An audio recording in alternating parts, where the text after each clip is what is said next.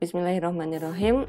Saya akan membahas paper yang telah saya berikan kepada teman-teman sebagai tugas untuk menulis esai di pertemuan yang pertama berkaitan dengan materi kebijakan moneter Islami. Paper ini berjudul Manajemen Moneter Islam dan sebuah tinjauan kritis. Paper ini merupakan studi literatur berdasarkan data yang diambil dari buku, artikel, dan jurnal. Dan referensi ini tadi, buku, artikel, dan jurnal itu dipilih dari para penulis yang memang concern ke bidang sistem moneter ataupun kebijakan moneter. Nah, kemudian ada 7 bab, yaitu yang pertama introduction, memberikan overview, mengenai latar belakang kebijakan moneter. Lalu section 2 ini membahas bagaimana manajemen moneter dalam perekonomian modern, dalam perekonomian konvensional yang tidak mempertimbangkan aspek Islamnya. Lalu section 3 membahas tujuan manajemen moneter secara umum. Lalu section 4 mendiskusikan bagaimana kerangka operasional kebijakan moneter untuk Bank Islam. Dan section 5 menjelaskan instrumen moneter yang Islami. Lalu di section berikutnya membahas tinjauan kritis lalu kesimpulan. Pada introduction di sini ada beberapa hal yang dinyatakan oleh penulis di bagian awal, menjelaskan bahwa pemerintah ini memiliki peran dalam memonitor variabel-variabel makro seperti inflasi, pertumbuhan ekonomi, lalu employment, lapangan pekerjaan, dan pemerintah ini berusaha untuk meningkatkan aspek perekonomian menggunakan alat-alat kebijakan yang efisien. Nah, berkaitan dengan kebijakan yang efisien, ada yang disebut sebagai kebijakan moneter. Kebijakan moneter merupakan satu dari alat yang dimiliki oleh pemerintah dalam memenuhi tujuan-tujuan perekonomian. Dalam perekonomian modern, adanya manajemen moneter ini adalah hal yang diperlukan. Manajemen moneter ini berdampingan dengan manajemen fiskal untuk mencapai pertumbuhan ekonomi pada level yang dikehendaki dalam kondisi sustainability dan harga yang stabil. Nah, dalam perekonomian Islam pun kita juga menghadapi isu-isu makroekonomi seperti pertumbuhan ekonomi dan inflasi. Oleh karena itu, manajemen moneter dalam perekonomian Islam adalah hal yang tidak bisa dihindarkan. In an Islamic economic system, monetary have to be organized dalam kerangka di mana sistem perekonomian itu sesuai dengan apa yang dikehendaki oleh Islam.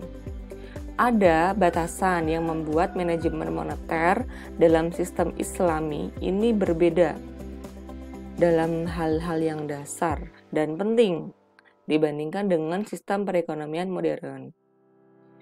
Seperti yang kita ketahui bahwa dalam Al-Quran dan Sunnah ini tidak memberikan petunjuk yang detail mengenai bagaimana manajemen keuangan, bagaimana manajemen uang atau kebijakan moneter itu seperti apa. Yang ada adalah hal yang mutlak ada, itu tidak boleh ada yang namanya riba. Dalam hal ini adalah suku bunga. Nah, sedangkan dalam perekonomian modern, interest rate ini adalah hal yang paling penting, instrumen yang paling penting dalam melaksanakan kebijakan moneter. Ini adalah hal yang sangat kontras tentu saja. Nah, pelarangan interest ini membuat proses manajemen moneter dalam perekonomian Islam ini lebih problematis daripada apa yang ada di perekonomian modern seperti sekarang ini. Yaitu di latar belakang, jadi bahasan tentang kebijakan moneter ini penting. Kenapa? Karena yang namanya interest itu jelas dilarang dalam Islam. Sedangkan dalam perekonomian modern seperti sekarang ini, interest itu justru menjadi instrumen yang paling penting dalam kebijakan moneter. Nah, jadi ada kontrari di sini. Kemudian di bagian 2 ini membahas bagaimana manajemen moneter di perekonomian modern. Ada 2 kategori di sini, yaitu monetary aggregate atau money supply dan yang interest based control. Nanti di bagian selanjutnya akan dijelaskan bahwa dalam Islam itu lebih sesuai dengan yang kategori yang pertama, yang monetary aggregate or money supply daripada yang interest based control. Tentu saja karena kalau interest kan dilarang dalam Islam. Nah, ini membahas apa itu monetary aggregate, kemudian apa itu interest based control, kemudian bagaimana stabilitasnya, bagaimana stabilitas perekonomian di bawah kebijakan monetary aggregate, lalu bagaimana stabilitas perekonomian di bawah kebijakan yang bersifat interest based. Kemudian di bagian ketiga dibahas apa sih tujuan dari kebijakan moneter secara umum. Ada 2 tujuan, ada 2 kategori tujuan. Yang pertama adalah tujuan primer di tingkat negara, tentu saja ya, karena kita lagi ngomongin kebijakan moneter atau manajemen moneter di makroekonomi, jadi pasti di state level. Nah, tujuan primernya ada 4 antara lainnya. Misalnya ini adalah pembangunan dan preservation kerangka institusi, lalu ada memenuhi kebutuhan dasar citizens, dan seterusnya. Lalu ada tujuan sekunder, yaitu mengurangi disparity, itu kesenjangan interregional, lalu paling akhir ada poverty alleviation. Nah, kemudian di section keempat ada manajemen moneter Islami. Tidak terlalu berbeda dengan kebijakan moneter dalam ekonomi modern saat ini. Kebijakan atau manajemen moneter dalam Islam ini juga alat yang sangat penting bagi pemerintah untuk mencapai tujuan makroekonomi. Dalam ekonomi Islam, kita perlu menggunakan beberapa kebijakan untuk menyasar beberapa variabel yang penting seperti inflasi, lapangan pekerjaan, ataupun pertumbuhan ekonomi. Nah, kebijakan moneter dalam Islam ini memainkan peran penting dalam mencapai stabilitas dan pertumbuhan dalam perekonomian. Nah, lalu problemnya apa? Problemnya adalah saat kita memilih instrumen dalam implementasi kebijakan moneter. Karena di ekonomi Islam tidak menghalalkan interest karena termasuk riba. Jadi pakai apa nih? Ini di sini berdasarkan teorinya kita dapat menggunakan instrumen berupa profit rate, tingkat profit sebagai pengganti interest. CAPRA tahun 2000 menyatakan bahwa ketiadaan interest rate dalam ekonomi Islam dan adanya zakat ini dapat meminimalisir demand for money yang motifnya untuk spekulasi dan membuat total demand for money dalam perekonomian Islam ini lebih stabil. Menurut Metwalis 1965 ada 2 motif money demand, yaitu motif untuk bertransaksi dan motif berjaga-jaga.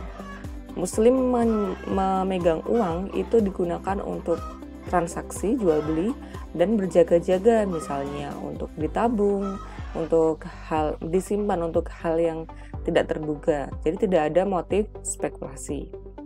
Nah, kemudian Capra tahun 1996 suggest that dalam sistem perekonomian Islam, instrumen agregat moneter ini memainkan peran yang penting. Nah, instrumen ini dapat dilakukan melalui kontrol stock of money, dan tidak perlu adanya instrumen yang berbasis interest. Kalau kita lihat di section yang kedua tadi, itu ada 2 kategori ya, yaitu monetary aggregate sama interest based policy. Nah, kalau dalam Islam yang kita bisa melakukannya kebijakan moneter ini melalui Melalui control in stock of money, nggak perlu interest base gitu. Nah, kemudian kebijakan moneter ini salah satunya adalah melalui open market operation. Ini teman-teman pasti sudah pernah pelajari. Operasi pasar terbuka ini adalah pemerintah itu membeli atau menjual surat berharga dalam bentuk obligasi untuk mengontrol, salah satu usaha untuk mengontrol besarnya peredaran uang di pasar, di perekonomian. Nah,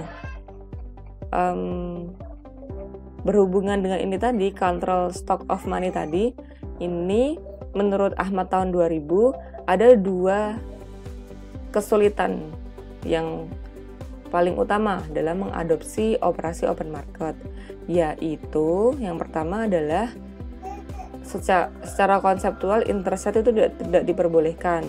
Kemudian yang kedua, dalam hal institusional ini bukan lembaga ya, institusional itu bukan selalu berarti lembaga. Nah, di negara-negara Islam itu kebanyakan financial market, pasar keuangan ini kan kurang berkembang gitu. Nah, untuk problem yang pertama, bahwa interest rate itu tidak kompatibel dengan ekonomi Islam, ini tentu saja sudah terselesaikan karena open market operation juga bisa dilaksanakan secara Islami dengan dengan surat berharga yang basisnya bukan interest rate tapi yang profit sharing bagi hasil. Kan ada ya surat berharga yang tidak berdasarkan interest rate. Tapi problem yang kedua ini bahwa financial market di beberapa negara Islam itu masih underdeveloped, ini belum terselesaikan. Ada beberapa alat atau instrumen yang melibatkan profit rate sebagai substitusi instrumen yang berbasis bunga. Pemerintah Islam bisa mengeluarkan surat sertifikat musyarakah yang basisnya profit sharing. Untuk mengurangi volume uang di perekonomian, pemerintah akan melakukan melakukan penjualan sertifikat ini tadi. Kalau pemerintah ngejual surat berharga, berarti kan uangnya masyarakat ini akan berkurang karena kan masyarakatnya beli surat berharga, jadi dia megangnya surat bukan uang gitu. Ini bisa untuk mengurangi inflasi. Nah, kemudian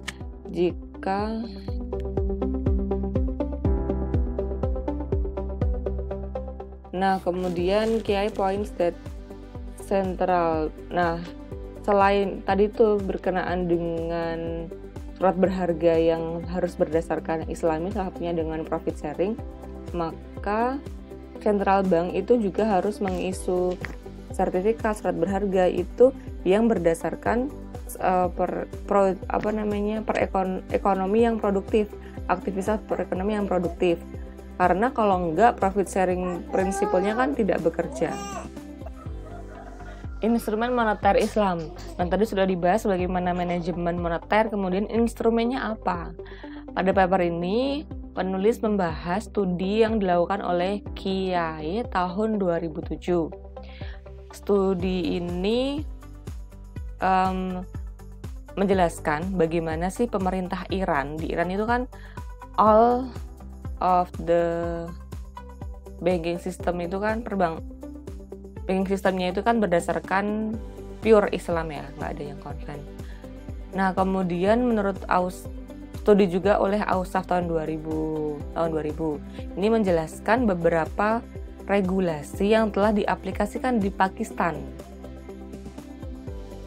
Lalu juga Sudan. Pakistan sama Sudan ini juga sudah menerapkan sistem perbankan yang Islami. Nah, Islam doesn't find interest. Tentu saja menurut Islam interest itu bukan mekanisme yang sesuai untuk memanage money demand dalam secara efisien dan equitable manner. Kemudian, nah, regulasinya gimana untuk untuk regulate money demand dengan strategi yang berdasarkan pada beberapa instrumen. Nah, beberapa sudah diaplikasikan di negara yang menggunakan sistem yang Islami keuangannya. Di sini dibahas beberapa instrumennya, ada musyarakah certificates, kemudian mengontrol profit rate, bank komersial, lalu legal reserve requirement. Reserve requirement ya ini cadangan wajib yang disyaratkan oleh BI untuk bank. Kemudian special deposits to central bank. Ada credit ceiling, lender of the last resort. Nah, ini instrumennya ada sampai 5.9. Ini instrumen-instrumen kebijakan moneter yang sudah diaplikasikan di negara yang sudah menerapkan keuangan Islam. Nah, di bab 6 nih dibahas tinjauan kritisnya. Teman-teman bisa baca sendiri, lalu ada kesimpulan. Nah, silakan teman-teman bisa memilih salah satu section. Misalnya mau memilih yang gongnya itu sebenarnya yang ini ya, yang section kelima. Instrumennya apa? Nah, teman-teman bisa milih yang section kelima dibahas dalam nanti minimal 1 halaman di G-Doc yang akan saya sediakan. Ataupun mau dibahas secara menyeluruh, mau ngebahas semua tapi sedikit-sedikit gitu juga bisa. Dengan bahasa sendiri, jangan ini di-translate kemudian dicuplik-cuplik per kalimat gitu, nggak boleh. Kalimatnya harus kan kelihatan ya kalimat dari translatean sama enggak. Bisa diedit lagi kalau yang nge-translate. Nah, saya kira di situ semoga bermanfaat. Assalamualaikum warahmatullahi wabarakatuh.